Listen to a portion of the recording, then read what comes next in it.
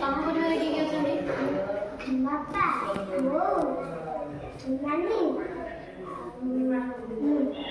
ତମ ପରିବାରରେ କିଏ କିଏ ଅଛନ୍ତି? ତମ ପରିବାରରେ କିଏ କିଏ ଅଛନ୍ତି? ସିଧା କିଏ କିଏ ଅଛନ୍ତି?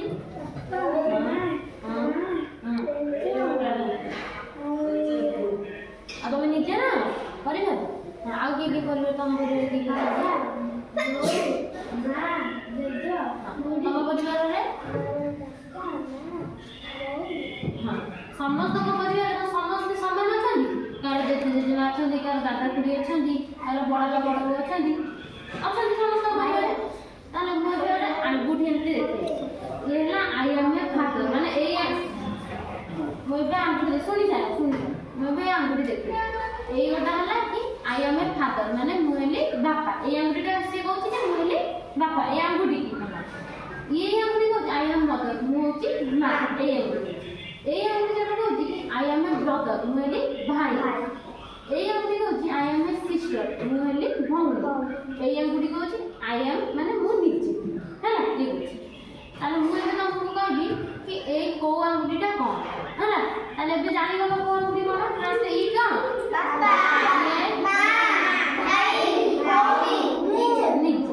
ତାହେଲେ ମୁଁ ଜଣ ଜଣ କରି ପଚାରିବି, ସେ କହିବ ଏଇ ଆଙ୍ଗୁଠିଟା କ'ଣ, ଏଇ ଆଙ୍ଗୁଠିଟା କ'ଣ, ଏଇ ଆଙ୍ଗୁଠିଟା, ଏଇ ଆଙ୍ଗୁଠି ଏଇଟା ବାପା, ଏଇଟା ମା। ହଁ ହାତ କାଟିଲୁ। ଏଇ ଆଙ୍ଗୁଠିଟା, ହଁ ଏଇ ଆଙ୍ଗୁଠିଟା, ହଁ ଏଇ ଆଙ୍ଗୁଠିଟା,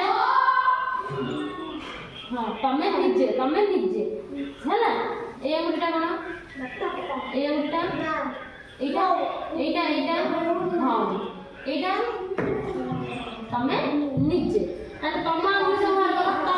ତମ ଆଙ୍ଗୁଠି ଏମିତି କର, ତମ ଆଙ୍ଗୁଠି ସିଧା, ଏମିତି ସିଧା, ତମ ଆଙ୍ଗୁଠି ସିଧା, ଗୋଟେ ତମ ନିଜ ଆଙ୍ଗୁଠିରେ ନିଜେ କୁହ ଆଇ ଆମ ଫାଦର, ଆଇ ଆମ ମଦର, ଆଇ ଆମ